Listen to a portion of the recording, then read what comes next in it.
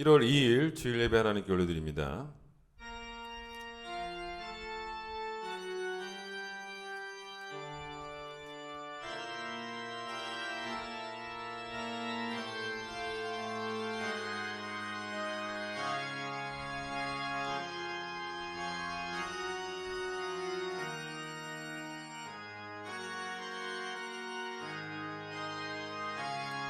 온 땅에 여호와께 즐거운 찬송을 부를지어다. 기쁨으로 여호와를 섬기며 노래하면서 그의 앞에 나아갈지어다. 감사함으로 그의 문에 들어가며 찬송함으로 그의 궁정에 들어가서 그에게 감사하며 그의 이름을 송축할지어다. 아멘.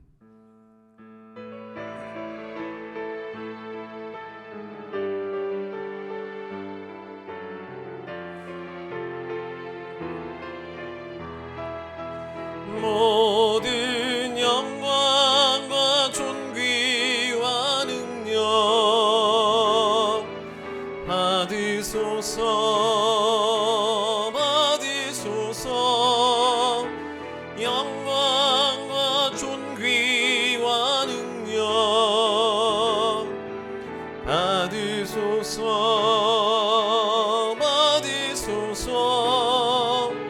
그리스도 살아계신 하나님, 우리의 죄를 고백합니다.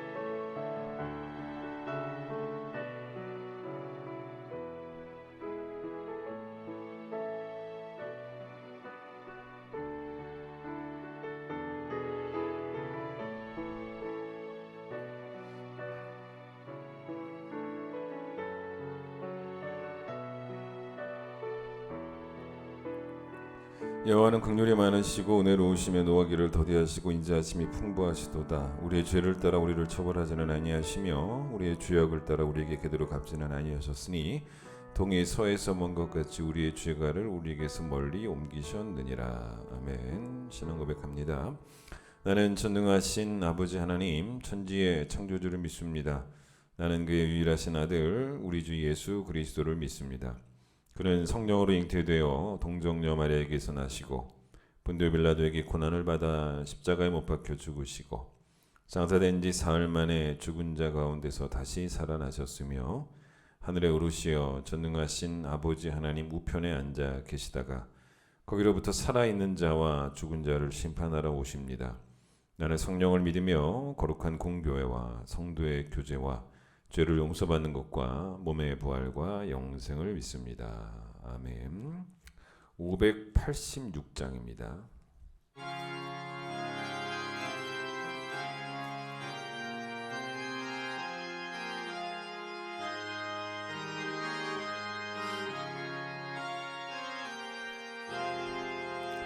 어느 민족 누구게나 결단할 때 있나니 참과 거짓 싸울 때에 어느 편에 설 건가. 주가 주신 새 목표가 우리 앞에 보이니 빛과 어둠 사이에서 선택하며 살리라. 고상하고 아름답다. 진리 편에 서는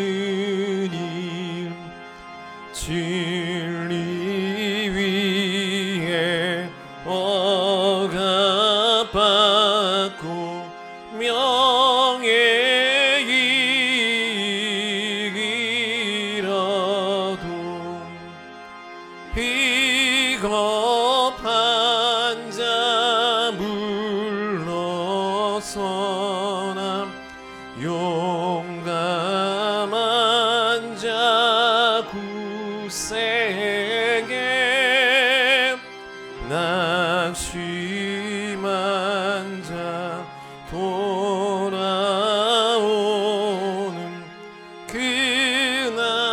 그날까지 서리라.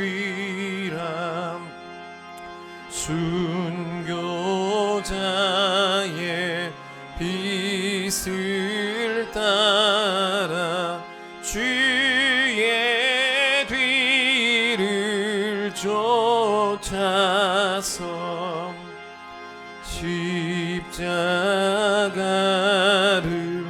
등에 지고 암만 향해 가리라. 새 시되는 새 사명을 우리에게 주나님. 진리 따라 사는 자는 전진하리 언제나. 악이 비록 성하여도 진리 더욱 강하다. 진리 따라 살아갈 때 어려움도 당하리. 우리 가는 그 앞길에 어두운 장막 덮쳐도 하나님이 함께 계셔 항상 지켜주시리.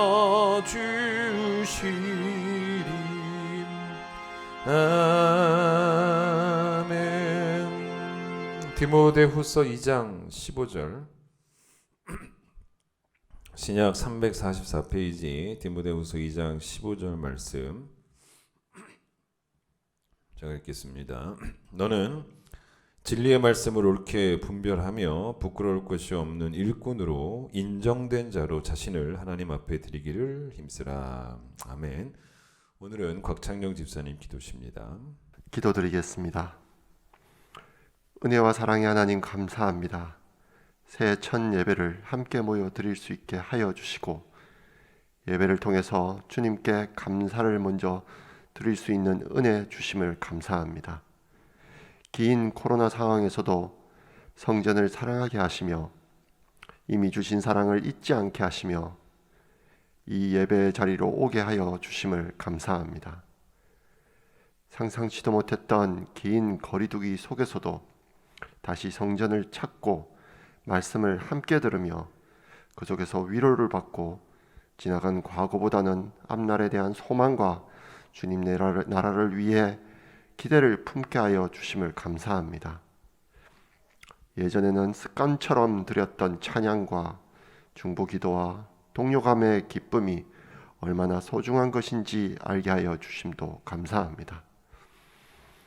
말씀의 은혜를 이어가게 하시며 삶의 고난 속에서도 평온함을 찾게 하는 놀라운 능력을 알게 하시어 어려움보다는 받은 은혜에 감사하는 성도로 세워주심을 감사합니다. 말씀을 통해서 죄를 알게 하시며 거룩한 주님의 제자로 살아가기 위해 모든 걸 주님께 고백함으로 회개하게 하옵소서.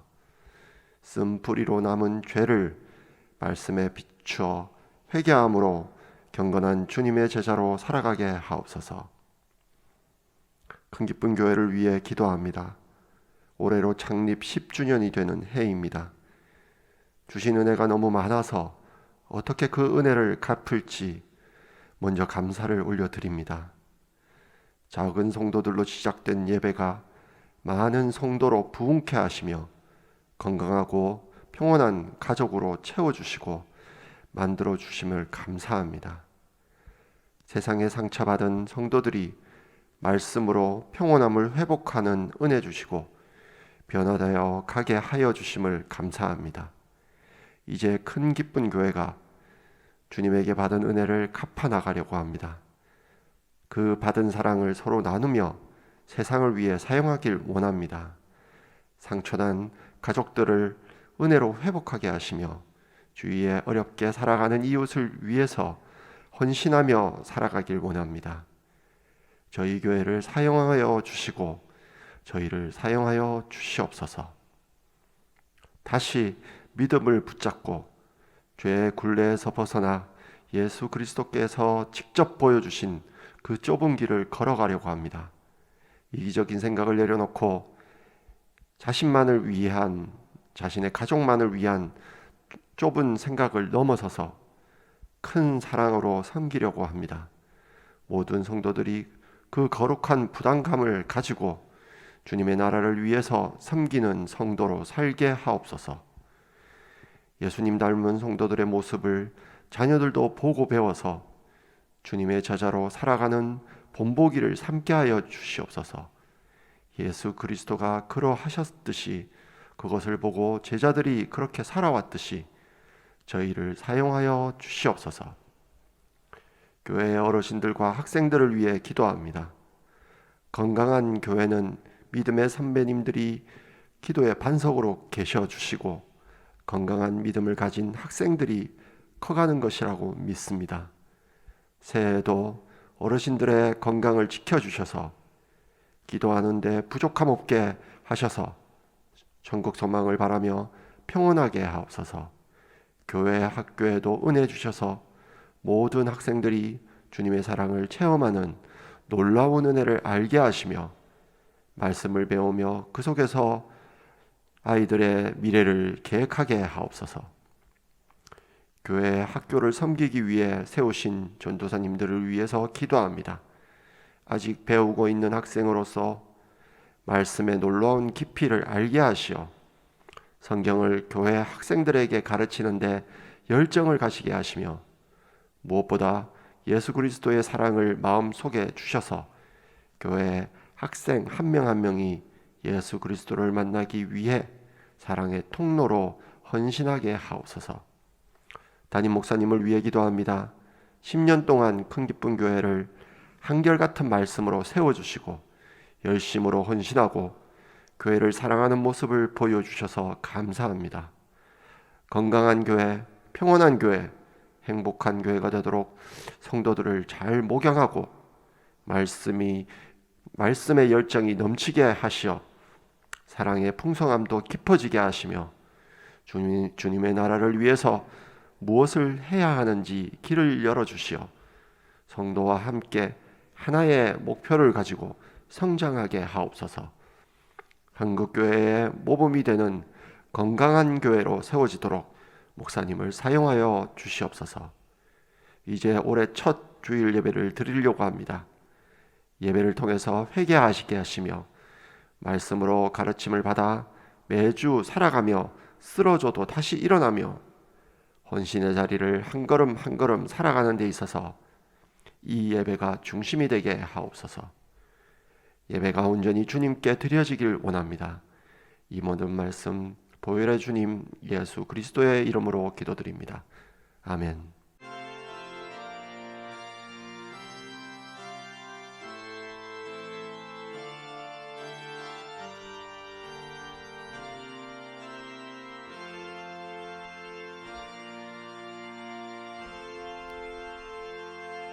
봉헌하겠습니다.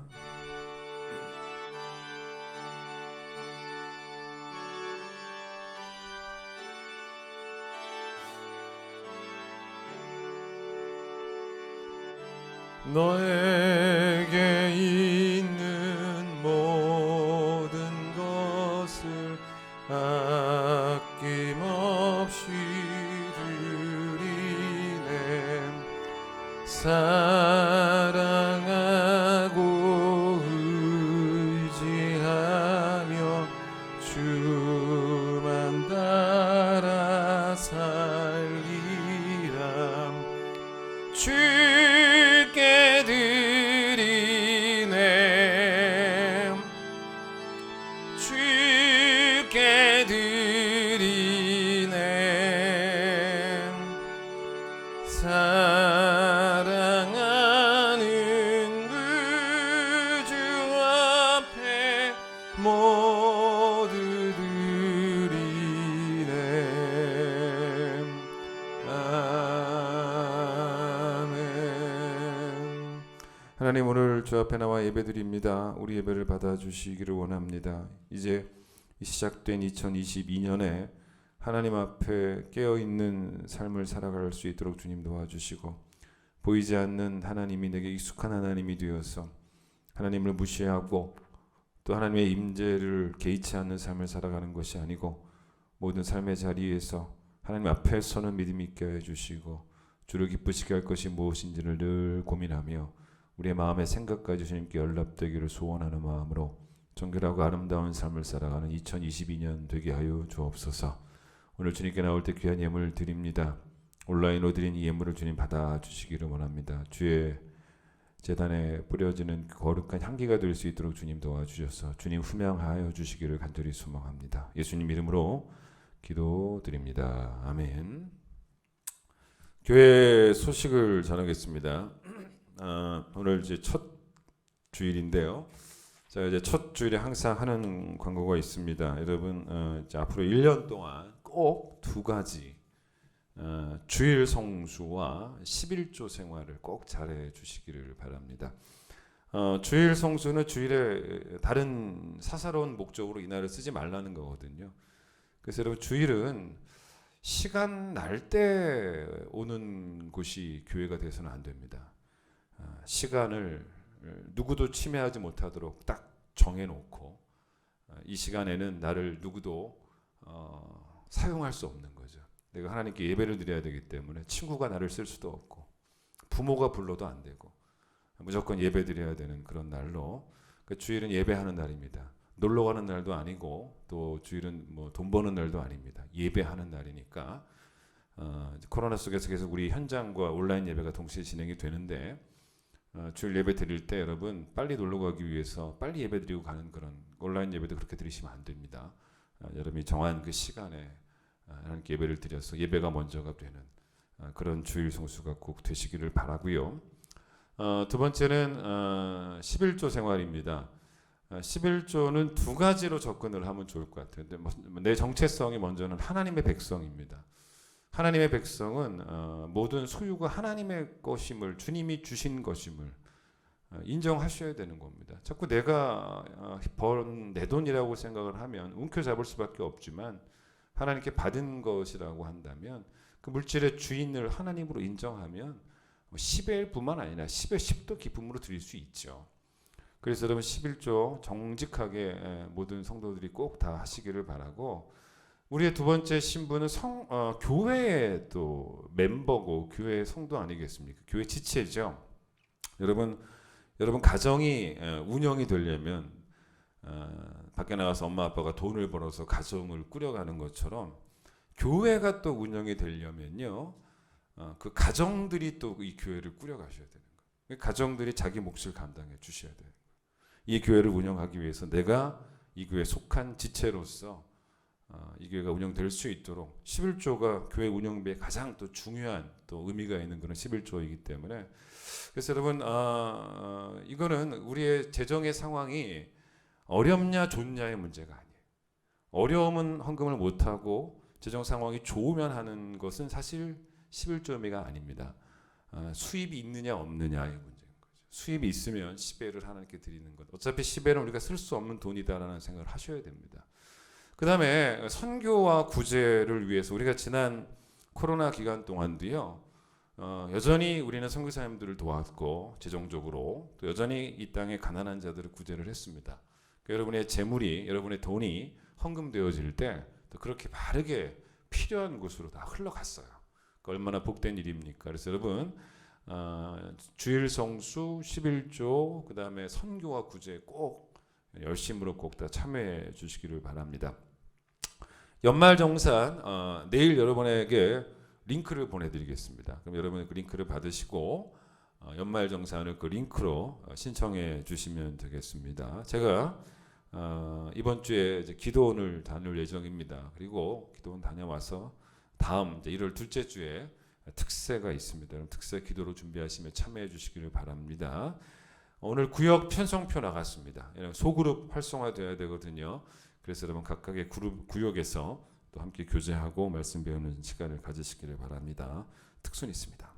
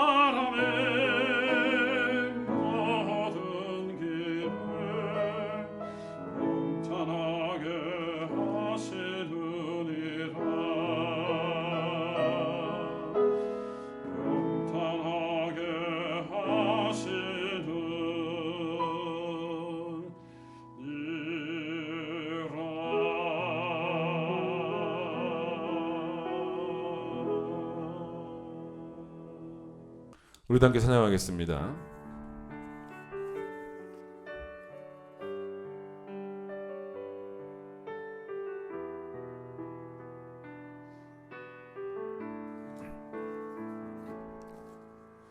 지금은 비록 땅을 벗하며 살지라도 내 영혼 저 하늘을 디디며 사네.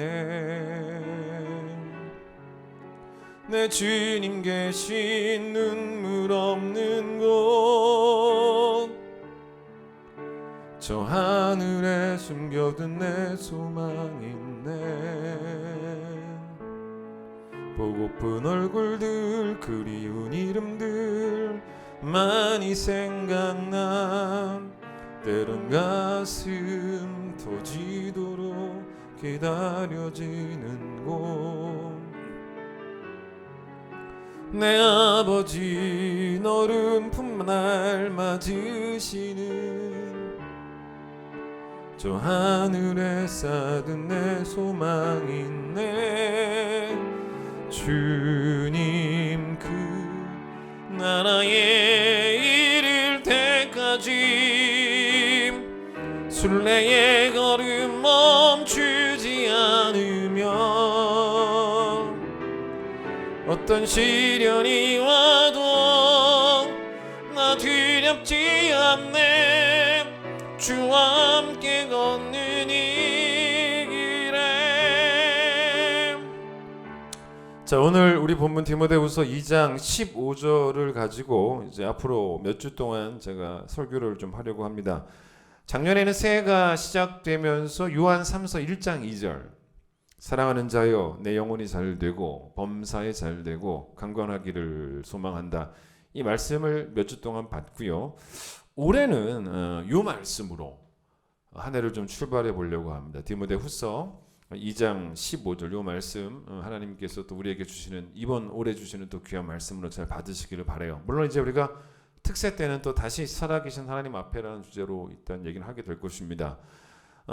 이게 좀 우리에게 필요한 말씀이라는 생각이 들어서 더군다나 이 요즘에 이런 상황 속에서 자, 오늘 이 말씀은 바울이 이제 디모데에게 쓴 편지 두 번째 편지죠. 디모데전서 후서.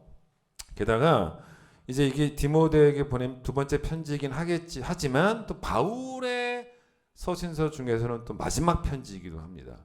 이제 그러니까 당연히 유언적인 서신일 수밖에 없죠. 그래서 그 내용이 보면 바울이 썼던 다른 어떤 서신서들보다도 더 엄중한 그런 내용들이 많이 담겨져 있다고 보시면 됩니다. 여러분 바울은 사도행전을 보세요. 3차까지 선교행을 했단 말입니다. 이제 그리고 난 다음에 로마에 가서 투옥이 됩니다. 그게 사도행전의 끝이에요. 그 뒷 이야기는 기록이 되어 있지 않기 때문에 그 뒷 이야기는 서신서를 봐야 되는 거예요. 그런데 바울의 그 1차 투옥, 로마에서 투옥이 되었던 것을 첫 번째 투옥을 1차 투옥, 또 두 번째도 투옥이 됐기 때문에 1차 투옥을 했을 때 그때 쓴 편지를 우리가 신학적으로 뭐라 그러냐면 옥중서신이라고 하는데 그게 4개예요. 에베소서, 빌립보서, 골로새서, 빌레몬서. 근데 여러분 사실 바울의 그 1차 투옥은 우리가 생각하는 그런 차가운 감옥에 창살에 있는 감옥에 갇힌 그런 옥중서신은 아니었어요. 그런 옥은 아니었다는 것입니다. 정확히 뭐였냐면요. 가택연금이었습니다. 그걸 어떻게 할 수 있냐? 여러분 나중에 한번 읽어보시면 돼요. 사도행전 그 마지막이 바울이 로마에 와서 1차 투옥된 이야기로 끝나는데 들어보세요. 28장 30절 31절 마지막 절이에요. 바울이 온 이태를 2년을 자기 셋집에 머물면서 이게 가택연금이에요. 자기 셋집에 머물면서 자기에게 오는 사람을 다 영접하고 하나님의 나라를 전파하며 주 예수 그리스도에 관한 모든 것을 담대하게 거침없이 가르쳤더라. 밖에 나가서 전도한 게 아니라 집에서. 가택연금이니까 어쩔 수 없었던 거죠. 그래서 가택연금이어도 전도 계속 한 거예요. 그래서 이제 감옥이 아니었다는 것입니다. 그렇기 때문에 감옥이 아니니까 사람들의 출입도 훨씬 더 자유로웠던 좀 쉬운 그런 투옥 생활이었다고 보시면 돼요. 근데 이때는 여러분 로마의 황제였던 네로가 아주 기독교를 집중적으로 박해하기 전이었어요, 사실은. 물론 그렇다고 박해가 뭐 전혀 없었던 것은 아닙니다. 그러나 진짜 심한 박해는 아직 오지 않았던, 물론 박해가 있었지만. 근데 여러분 네로 황제의 기독교 박해를 여러분 이해하시려면 반드시 뭘 아셔야 되냐면 AD 64년에 있었던 사건, 성경에는 나오지 않은 사건입니다. 그걸 기억 아셔야 돼요. 그 여름에 로마에 화재가 났습니다. 근데 로마에 아주 큰 불이 났습니다. 로마 전체가 도시 전체가 다 파괴될 정도로 엄청난 화재였습니다. 그때 이제 네로가 이 로마를 통치한 지 한 10여 년쯤 되었던 해였단 말이에요. 근데 불이 며칠 동안 계속 타올란 거예요. 근데 이 불길을 이제 사로잡는 게 쉽지 않았던 것이 너무너무 불길이 심했기 때문에, 그러니까 모든 사람들이 그냥 망연자실하게 볼 수밖에 없는 상황이었고, 그럼 로마도요 엄청난 인구가 있었던 그런 도시였습니다. 그러다 보니 우리나라 인구 많은 서울 가보면 어때요? 여러분 집이 따닥따닥 붙어 있지 않습니까? 로마도 그랬어요. 이때 여러분 로마에는 여러분 들어보셨는지 모르겠지만 인술라라는 게 있었습니다. 이게 뭐냐면 지금으로 말하면 아파트예요. 그때도 그런 아파트. 근데 이게 또 지금으로 표현하면 뭐냐면 주상복합 아파트 같은 게 로마에도 있었어요. 그 상업시설 또 주거시설이 같이 이렇게 되어 있는, 뭐 저층에는 길가에 있는 저층에는 상업시설, 위층에는 뭐 주거시설, 근데 높이가 한 5층 정도의 높이 정도 되는 그런 건물이. 근데 이 로마가 그런 단독주택들도 물론 있었지만 대부분이 이런 형태들의 아파트와 같은 집이 다닥다닥 붙어 있었던 도심이었기 때문에 어디에서 불이 시작됐는지는 정확히 알 수는 없어요. 그러나 불이 시작되니까 그냥 옆 건물에 막 불이 옮겨 붙는 건 시간 문제였다는 것이죠. 그러니까 로마 중심부가 다 탔어요. 근데 이제 로마 외곽은 그래도 좀 피해를 덜 입었는데 기독교인들이 함께 주로 모여 살던 그 지역도 외곽에 있어서 화재 피해를 별로 보지 않은 이제 그런 상황이었습니다.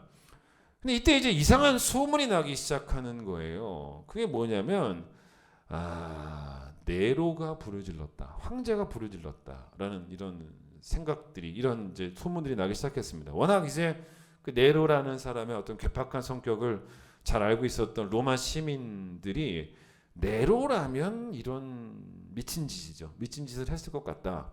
정신나간 짓을 했을 것 같다라고 생각을 한 거죠. 심지어는 어떤 소문까지가 났냐면 네로가 불을 지르고 불타는 로마를 바라보면서 악기를 막 연주하면서 노래를 불렀다라는 그런 소문까지 나기 시작합니다. 어릴 때 봤던 뭐 기독 영화 있지 않습니까? 뭐 10개 여러분 기억나세요? 뭐 쿼바디스 뭐 이런 거 봤을 때 정확히 뭐 어떤 영화에서 봤는지 기억은 안 나는데 저도 그런 장면을 본 것 같아요. 로마 황제였던 네로가 막 불타는 걸 바라보면서 루루루 이러는 거 좀 그런 본 적 있으실 거예요. 막 그런. 그런데 어쨌든 역사가들의 결론은 뭐냐면 이거는 가짜 뉴스다라는 거죠. 팩트는 아니다. 네로가 불을 지른 것 같지는 않다. 불을 지르지는 않았다라는 이제 결론을 내렸습니다. 근데 어쨌든 이제 불이 나니까 네로가 이 도시를 재건을 해야 되지 않습니까? 도시 재건 사업에 열중을 해요. 자기의 어떤 행정력을 발휘해서 정말 뭐 열심히 도시를 재건을 합니다. 새롭게 도시를 만들고 뭐 그중 하나가 이제 뭐였냐면 이번에 만들 때는 건물 사이에 충분한 거리를 확보하자. 뭐 이런 것들을 해서 새롭게 도시가 형성이 되고 있었단 말입니다.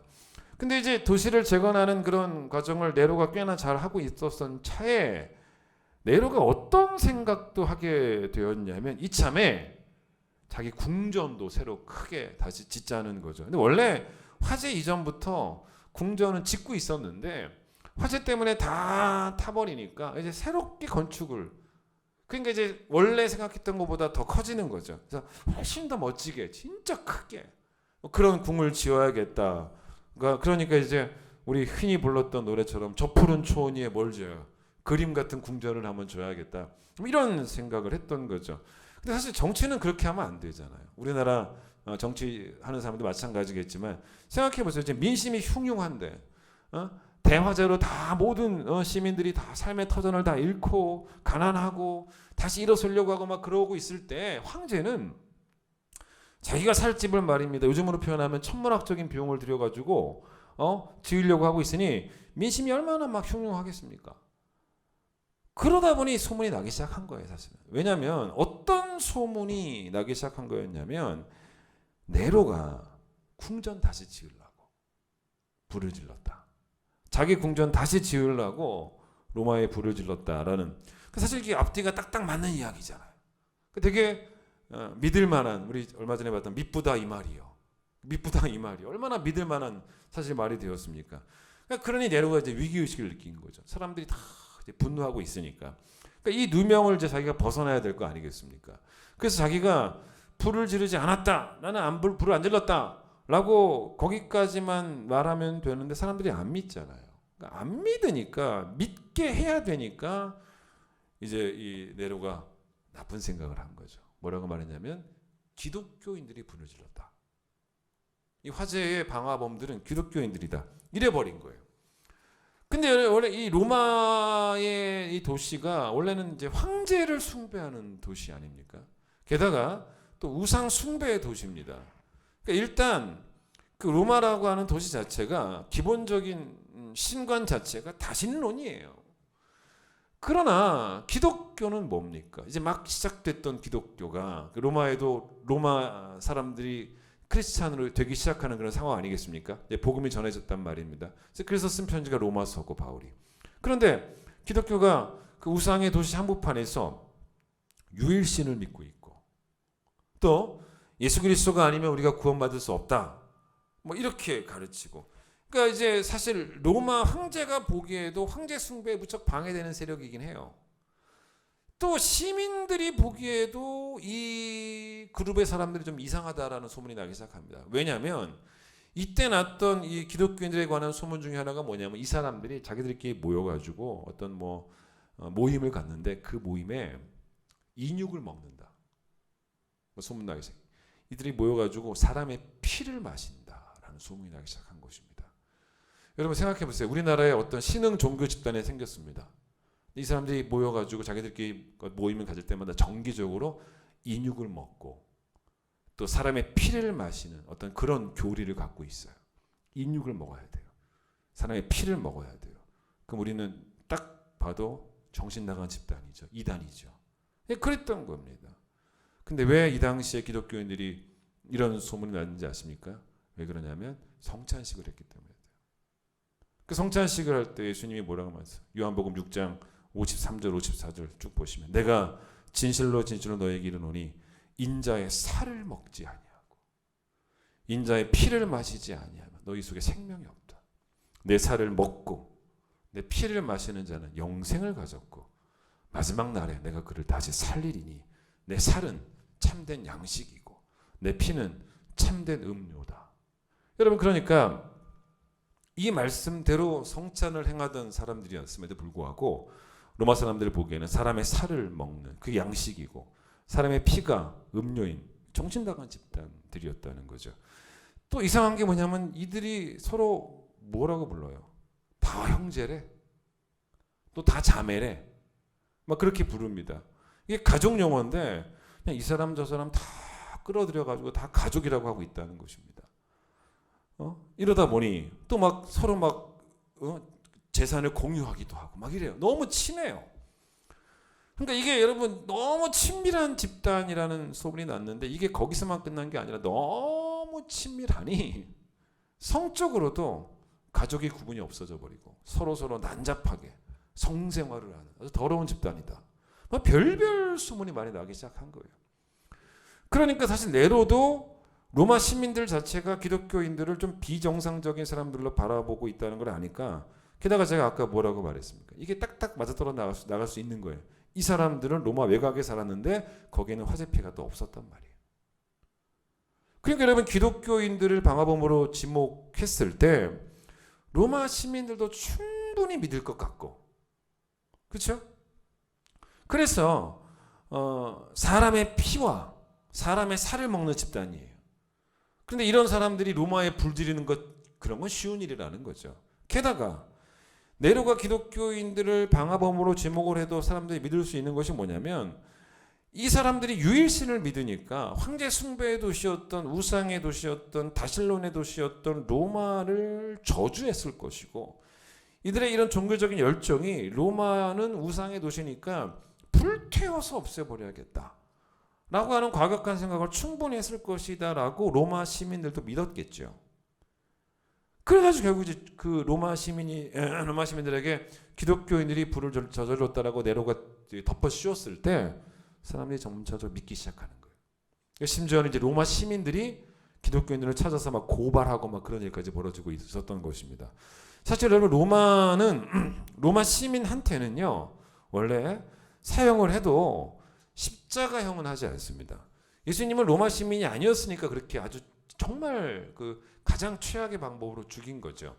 근데 이제 왜 로마 시민에게는 사형을 안 했겠어요? 십자가형을 안 했겠냐면 이게 웃긴 말인데 어쨌든 간에 최소한의 예의다라고 본 거죠. 그런 상황이에요. 근데 이번에는 좀 달랐다는 거죠. 황제가 직접 나섰잖아요. 네로가 급한 불을 꺼야 돼요. 그러니까 뭐 황제의 말이 법이 되는 시대였으니까 뭐든 못 하겠습니까? 로마 시민이어도 기독교인이면 죽여버리는 거예요. 그래서 붙잡아서 물어보는 거예요. 너 기독교인이냐 아니냐? 너 예수라는 사람 아냐? 모르냐? 믿냐 안 믿냐? 모른다. 안 믿는다. 그러면 이제 풀어주는 거고 믿는다. 나 믿는다. 자기 신앙 고백했다가는 뭐가 되는 거예요? 방화범이 되는 거예요. 이제 그때부터 죽어나가는 거예요. 이게 유명한 사건이에요. 근데 여러분 우리가 들어왔던 그런 이야기가 바로 여기서 나오는 거예요. 경기장 한복판에다가 기독교인들을 다 집어넣고 수십 명 집어넣고 이 사진이에요. 이 그림이죠. 배고픈 짐승을 풀어놓는 거죠. 그럼 찢어 죽게 물어 죽이게 한 거죠. 그러니까 로마 시민들에게 이게 일종의 이제 구경거리 아닙니까? 신난다고 또 보러 가는 거예요. 그 이제 경기장에 가득 메운 로마 시민들이 그렇게 물려 죽으면서 죽어가는 기독교인들을 보면서 그냥 낄낄거리고 웃고 있고, 그런데 또 거기에 찬송 소리가 퍼져 나가고 그들은 죽음 앞에 겁을 내지 않고 의연하게 죽고. 예?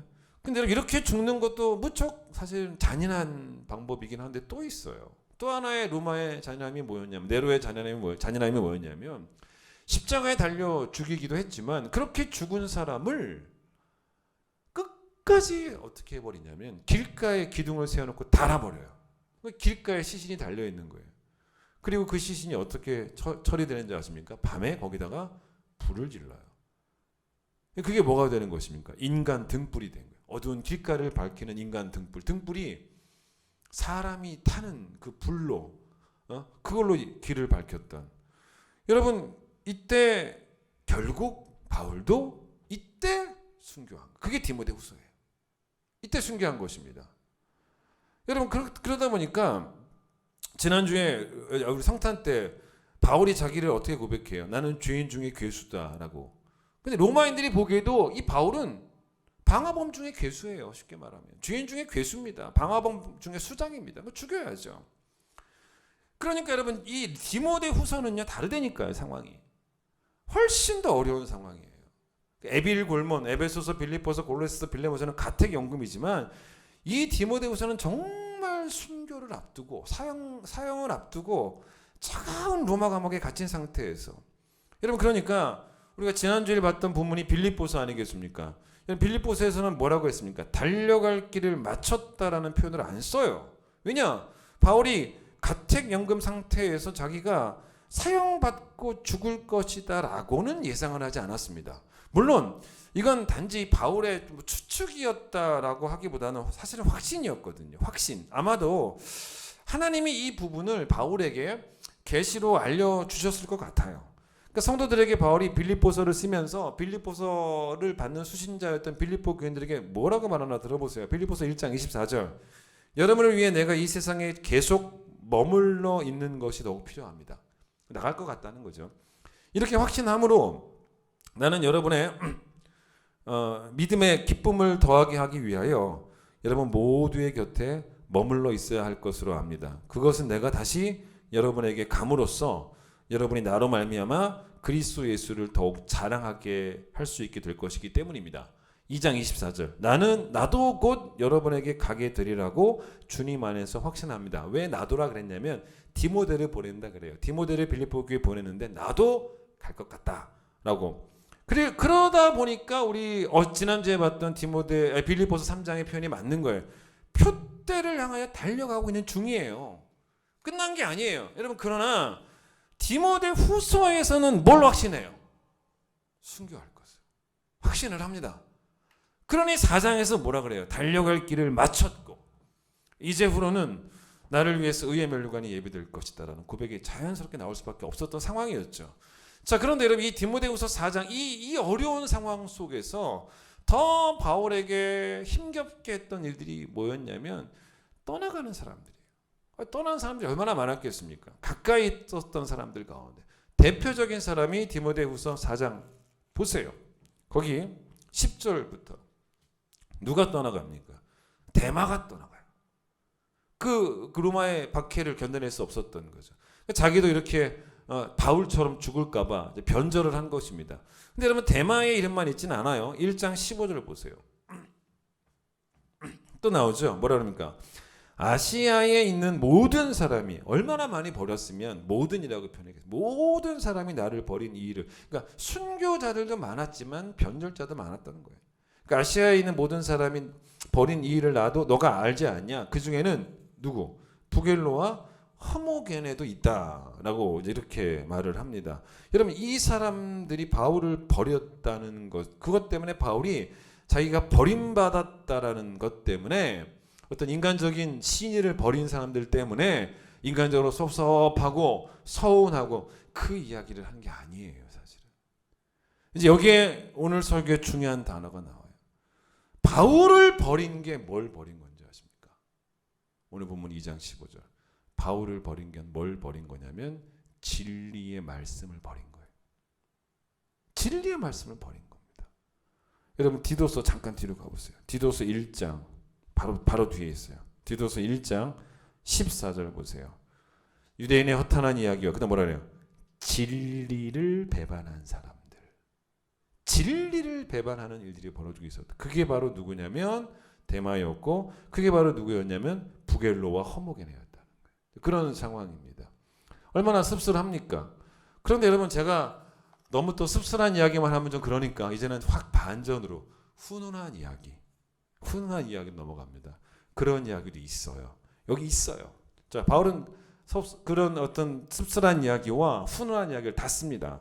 자, 그 중에 첫 번째 여러분 기억할 사람이 누구냐면 16절 보세요.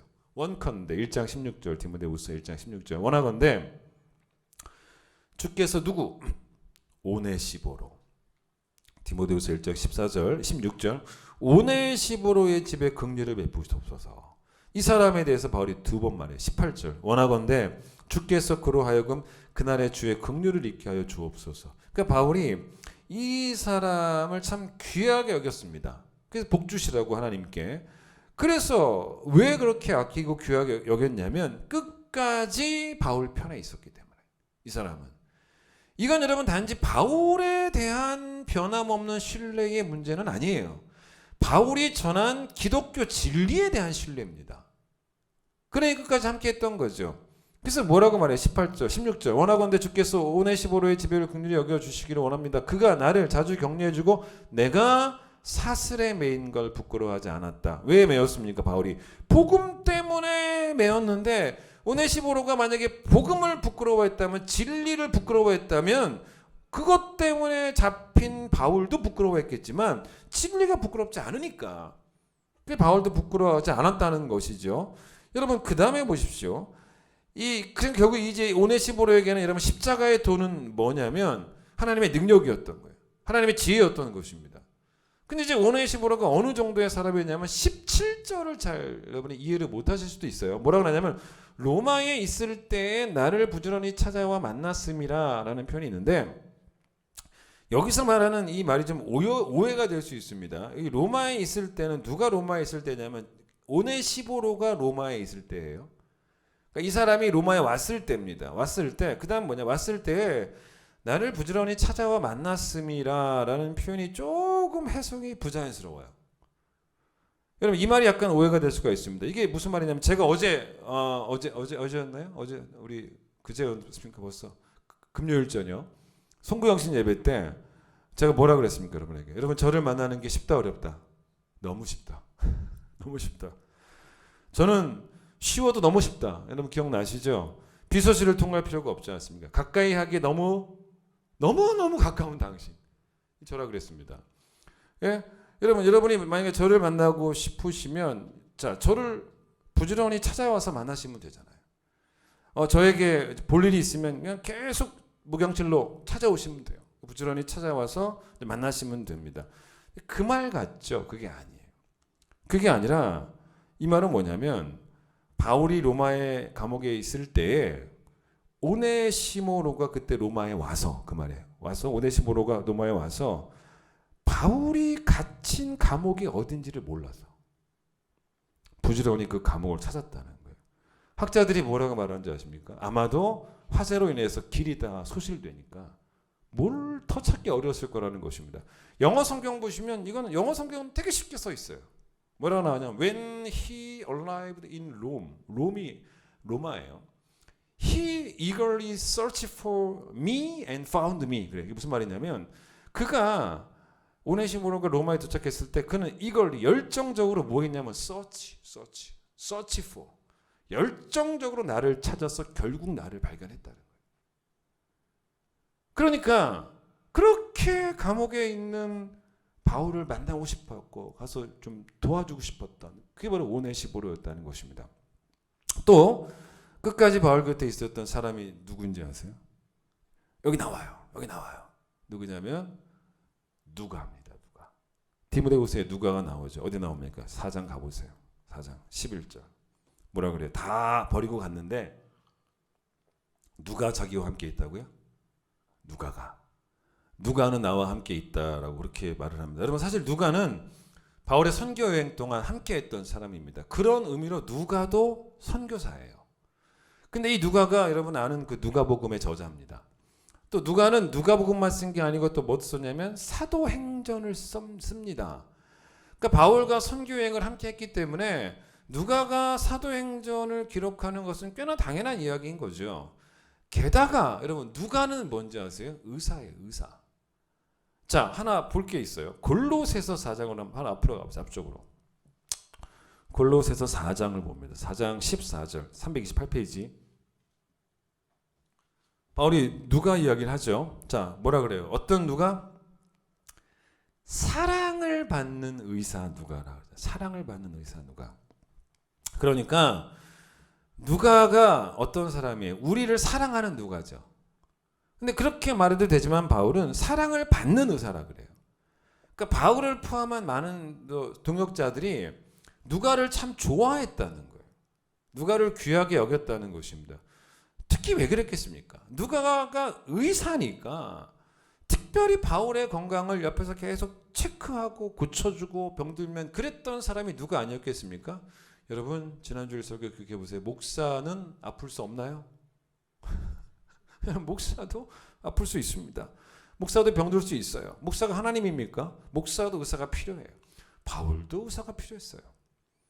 자, 그러니까 얼마나 좋은 사람입니까? 근데 여러분 다시 보세요. 제가 오늘 설명한 걸 잘 이해하시면 이해가 될 거예요. 골로새서를 쓸 때는 1차 투옥이었다니까요. 그때는 아직 박해가 심하지 않을 때예요. 그러니까 14절 보세요. 아직 누가 남아있어요. 누가 남아있습니까? 데마가 남아있잖아요. 데마가 아직 안 떠난 거예요. 다 데마가 뭐 그렇게 뭐 기독교를 떠나고 싶은 마음 없었던 거죠. 왜냐하면 박해가 심하지 않았으니까. 그런데 이때까지만 해도 데마는 진리편에 있었는데 디모데후서 가서는 바뀌었다는 거죠. 변절했다는 거예요.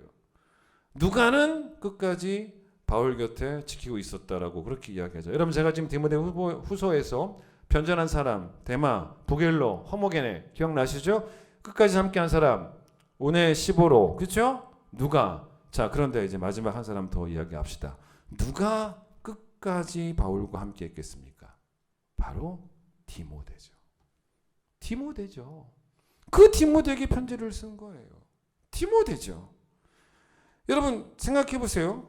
지금 말했던 오네시모로, 누가, 이런 사람들은 바울에게 인간적인 신의를 지킨 사람이기보다는 더 멋지게 말해야 돼요. 진리 편에 있었던, 진리를 배반하지 않았던. 여러분 바울과 아무리 인간적으로 친했어도 바울이 진리를 안 전하면 떠날 사람들입니다. 그런 사람들입니다.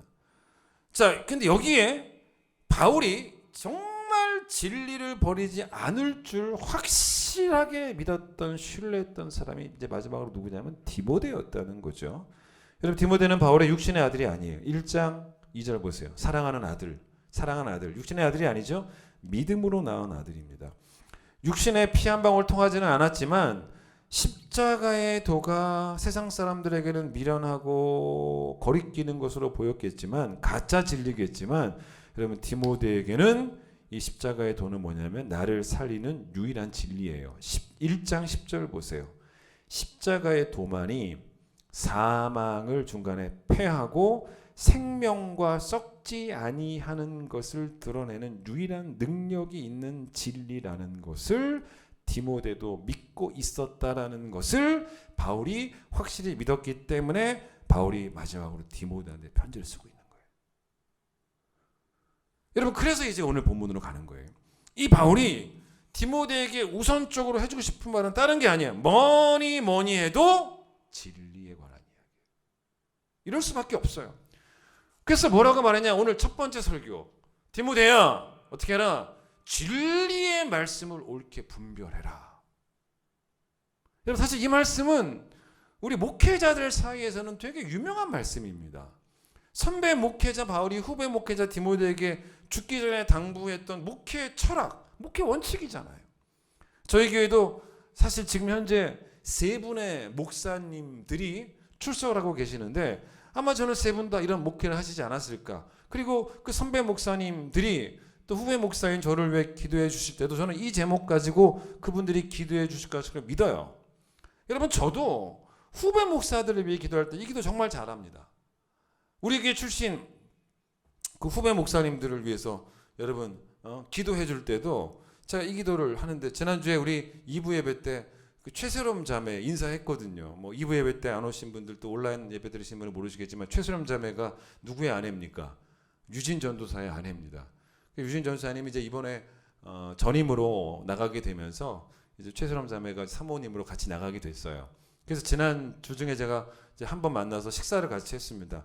그래도 정말 우리 교회에서 고생 많이 했으니까 유진 전도사님이나 세롬 자매도 참 고생 많이 했거든요. 한 끼 대접하고 싶어서. 근데 제가 그때도 기도할 때 이 기도할 수밖에 없었어요. 너무너무 중요한 기도이기 때문에. 여러분 그런데 이 말씀이 꼭 목회자에게만 적용되는 말씀은 아니에요. 여러분에게도 다 해당될 수 있는 말씀이기 때문에 이제 계속 이 말씀을 가지고 전하겠다는 것입니다. 몇 주 동안 15절 끝에 뭐라 그래요? 힘쓰라 힘쓰라. 여러분 모두 다 이 말씀을 제가 왜 처음 시작하냐면 2022년 무엇에 관해서 무엇을 힘써야 될지를 알아야 되지 않습니까? 정확하게 뭘 힘써야 될지를 알아야 되기 때문에 제가 이 본문을 정한 것입니다. 자, 그런데 우선 바울이 디모데에게 왜 진리의 말씀을 분별하라고 했을까? 그래야 이건 디모데가 영적으로 안전하다라는 정도의 수준이 아니고 바울은 그 말만 하는 게 아니에요. 물론 디모데도 진리의 말씀을 분별해야지만 영적으로 안전하지만 디모데에게서 앞으로 배우게 될 성도들도 영적으로 안전할 수 있다는 거죠. 왜 순교합니까? 생명을 빼앗기는 것은 아주 위험한 상황이에요. 안전하지 않습니다. 그러나 여러분 생명을 빼앗겨도요 영원한 생명을 빼앗기지 않는다는 것. 그것이 진리가 보장해 주는 그런 안전 아니겠습니까? 영적인 안전이죠. 여러분 늘 거짓 교사들은요 예나 지금이나 가짜 진리 가지고 가짜 교사들이 가짜 목자들이 사람들을 유혹하고 있단 말입니다. 여러분 그래서 에스겔 34장 2절부터 보시면 하나님이 어떤 말씀을 하시냐면 그 거짓 목자들에 대한 경고를 하세요. 자기 자신만을 돌보는 목자들에게 화가 있을지어다. 그래요. 하나님이 양떼를 돌봐야지 자기 이익만 챙기는 목자들은 다 화가 있을 것이다. 그래서 하나님께서 어떻게 표현하시냐면 3절에 살찐 양을 잡아서 기름진 것을 먹고 양털로 옷을 입으면서 양떼는 먹이지 않는다는 것입니다. 그러니까 참 표현이 그렇지 않습니까? 양떼를 먹여야 되는데요. 지금 표현이 양떼를 먹여야 되는데 뭐 살찐 소를 잡고 살찐 다른 동물을 잡아서 기름진 것을 먹고 옷을 입고 그렇게 말을 하지 않고 양떼의 기름진 것을 먹고 양떼의 옷을 입고. 그러니까 무슨 말이겠습니까? 다른 말로 무슨 말이냐면 양을 돌보라고 하는 것이 그 목자의 역할인데 양떼를 이용해서 머리부터 발끝까지 금칠을 한다는 거예요. 여러분 이런 목자가 진리에 관심이 있겠습니까? 그런 이런 목자들은 진리의 풀을 먹이는 게 아니고 영적으로 굶어 죽어가는 그런 양떼들에 대해서는 전혀 개의치 않고 자기 배만 채우고. 그래서 여러분 4절에 뭐라 그러냐면 하나님께서 들어보세요. 하나님 이렇게 말씀하십니다. 너희는 약한 자들을 붙들어 주지도 않고 병든 자를 고쳐주지도 않고 상처 입은 자를 싸매주지도 않고 방황하는 자들을 돌아오게 하지도 않고 잃어버린 자를 찾지도 않고 오직 자기 배만 불리고 있다는 거예요. 여러분, 왜 진리가 중요합니까? 진리로 잃어버린 자를 찾아야 되기 때문이에요. 그게 교회 사명이에요. 목회자의 사명입니다. 진리로 방황하는 자를 돌아오게 해야 되는 거예요. 진리로 상처 입은 자를 싸매줘야 되는 것입니다. 진리로 병든 자를 고쳐줘야 되는 거예요. 진리로 약한 자들을 붙잡아줘야 되는 거예요. 그게 목회자의 사명이에요. 바울이 고린도후서 1장 24절에서 자기에 대해서 뭐라 그러냐면, 나는 지금까지 성도들의 믿음을 주관하려고 하지 않았다. 나는 성도들의 기쁨을 돕는 자가 되기를 노력했다. 그러니까 여러분, 주관하지 않고 도우려고 했다. 지배하지 않고 섬기려 했다는 거예요. 주인 되려고 하지 않고 종이 되려고 했다는 것입니다. 그럼 목회자는 교회 안에서 성도들을 지배할 수 있는 최고의 권력자가 아니에요. 섬기는 자입니다. 단 바울이 뭐라 그래요? 자기가 섬겼다는 거죠. 성도들이 더 기쁠 수 있도록. 여러분, 그런데 그럼 목회자가 성도들을 뭐로 섬기냐는 것입니다. 여러분, 우리 교회 모든 성도들, 모든 가정들, 제가 1년에 한 번씩이라도 우리 교회 뭐 170, 80가정 정도 되는데, 그럼 제가 1년에 한 번씩이라도 식사 대접을 다 식사 대접으로 섬기라는 소리입니까? 그러면 어떻게 돼요? 이틀에 한 번씩은 만나서, 예? 아니면 여러분, 경제적으로 어려운 성도가 있다면 목사님이 자기 돈으로 그 가정을 섬기라는 소리입니까? 물론 그럴 수 있죠. 그래야 되고, 그 틀린 얘기는 아닙니다. 여러분, 그래서 여러분, 제가 뭐 우리 가정에 우리 성도들의 그 기쁨을 도우는, 어떻게 해도 식사 대접을 좀 해서 돕고, 어떻게 해도 구제를 하고, 뭐 이런 식으로. 물론 목회자도 세상에 가난한 자, 교회에 가난한 자를 구제하는 일에 당연히 동참하는 게 맞아요. 제가 먼저 본이 되어야지 맞는 이야기입니다. 여러분, 그런데 그것보다 제일 중요한 건 뭐냐면, 바울이 지금 디모데에게 죽을 때 유언처럼 해주는 말이 뭐겠습니까? 이게 제일 중요한 말이니까 이거 가지고 이런 바울이 지금 무슨 말합니까? 이게 제일 중요하니까 이걸 유언으로 주는 거예요. 목회자인 디모데야, 너는 성도들을 뭐로 섬겨라? 네가 옳게 분별한 진리의 말씀으로 섬기라는 거예요. 예? 그 진리의 말씀을 제대로 가르쳐서 어떻게 기쁨을 도와라? 성도들이 진리를 알아가는 기쁨을 도와라. 이거예요. 진리 안에 머무는 기쁨을 도와라. 그거예요. 이단에 빠지지 않도록 도와라. 심지어 이 진리를 믿다가 박해를 받아도 데마처럼, 부겔로처럼, 허모게네처럼 비겁하게 도망가는 게 아니라, 비록 성하여도 진리 더욱 강하다. 진리 따라 살아갈 때 어려움도 당하리. 우리 가는 그 앞길에 어두운 장막 덮쳐도 하나님이 함께 계셔 항상 지켜 주시리. 박해를 받아 순교하는 순간에도 이 찬양을 부르면서 순교하는 것마저도 복인 줄 알고 순교의 기쁨을 도울 수 있는, 진리를 가르치는. 여러분, 지금까지 바울이 그 말을 하는 거예요. 내가 그 일을 했기 때문에, 바울이 나도 지금까지 진리편에 섰기 때문에 지금 나도 죽게 된 거야. 그런데 지금 바울이 염려하는 게 있는 거예요. 그게 뭐냐면, 앞으로 리더십이 부재가 될까 봐. 그걸 염려하는 겁니다. 내가 죽어도, 바울이 죽어도 안심이 되어야죠. 그 안심이 뭡니까? 여러분, 바울이 죽는다고 진리가 끝나면 안 되는 거예요. 그러니 내가 죽어도 디모데야, 네가 꼭 이 일을 이어받아서 해주길 바란다. 뭘 해달라는 겁니까? 네가 진리를 지켜다오. 네가 지켜다오. 짐승에 찢겨 죽고 불에 타서 인간 등불이 된 성도들, 그 가운데는 정말 바울이 가깝게 지냈던, 정말로 사랑했던 그런 사람들도 얼마나 많았겠습니까? 그렇게 순교한 모든 성도들의 그 값진 희생이 절대로 헛되지 않도록 좀 만들어 달라는 거예요. 그건 다른 것이 아닙니다. 다른 게 없어요. 그들의 죽음이 헛되지 않으려면 그들이 진리 때문에 죽은 순교 아니겠냐는 거예요. 그러면 이들의 죽음이 헛되지 않으려면 진리만 지켜내면 된다는 거예요. 네? 여러분, 그게 뭡니까? 하늘에 썩어져가는 미랄이 되는 거죠. 그래서 분명히 복음의 열매를 맺는 주의 푸르른 그 계절이 반드시 오게 될 것이라는 그런 믿는 마음으로, 진리의 승리가 있을 것이라는 믿음으로 네가 진리를 좀 지켜달라는 거예요. 여러분, 놀라운 기적이 일어납니다. 성경에 기록되지 않은 놀라운 기적이 일어납니다. 313년에 대략 300년 이후에 로마의 황제였던 콘스탄티누스라는 황제가 밀라노 칙령이라는 걸 내는데, 그게 뭐냐면 기독교도 로마에 있어도 되는 공식 종교로 인정을 해요. 여러분, 그런데 거기서 끝이 아니에요.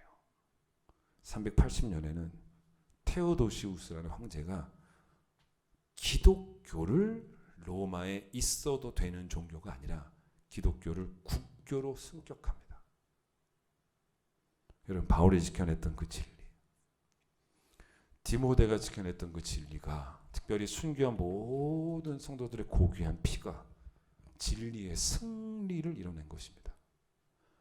여러분, 그리고 나서 성경에 나오지는 않지만 그 로마의 기독교가 또 한 번 타락합니다. 그때 누가, 성경에 나오지는 않지만 종교개혁자들이 엄청나게 순교해요. 그래서 이 진리를 지금까지 지켜온 거예요. 코로나를 겪으면서 한국교회가 너무 많은 지탄을 받습니다. 세상 가운데서 성도 수가 많이 줄었어요.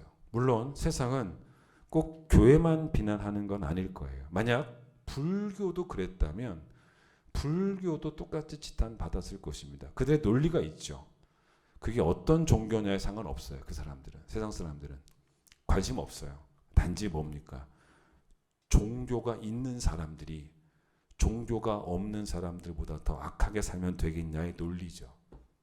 여러분, 성경은 우리가 믿는 이 유일한 진리가 여러분 세상 사람들에게 관심을 받아야 된다라고 말해요. 근데 그 자체, 진리 그 자체도 물론 중요해야 하지만 진리를 믿는 자들이 보여주는, 세상에 보여주는 착한 행실, 이게 중요하다라고. 그래서 코로나 시기에 우리가 더 잘해야 되는 거예요. 그런데 여러분, 코로나를 겪으면서 다시 한번 이 말씀을 되새겨 봅시다. 진리의 승리는 여전히 대한민국에, 그리고 온 열방 가운데 주님 다시 오실 때까지 계속 되어져야 됩니다. 이 땅의 모든 목회자들이 기도해 주세요. 디모데 같은 목회자 될 수 있도록, 바울 같은 목회자가 될 수 있도록. 목자가 타락하잖아요. 양도 타락해요. 목자가 길을 잃잖아요. 양도 똑같이 길을 잃습니다. 목자가 망하잖아요. 양도 망해요. 여러분, 어떤 상황 속에서도 정말로 진리의 말씀을 옳게 분별해서 가르치는 목회자. 그래서 성도들의 진리를 알아가는 기쁨을 돕는, 진리 안에 거하는 기쁨을 돕는, 심지어는 진리를 위해 박해를 받는 기쁨을 돕는 그런 목회자. 그리고 우리의 믿음이 행함이 될 때까지 세상을 향해 목회자가 먼저 본이 되고 성도들이 그 목회자의 본을 존경하는 그런 한국교회. 여러분, 그래서 다시 우리 대한민국의 영적 부흥을 우리 큰 기쁨 교회로부터 이뤄낼 수 있는 그 해가 꼭 새해가 되기를 간절히 축원드리겠습니다. 찬양하겠습니다.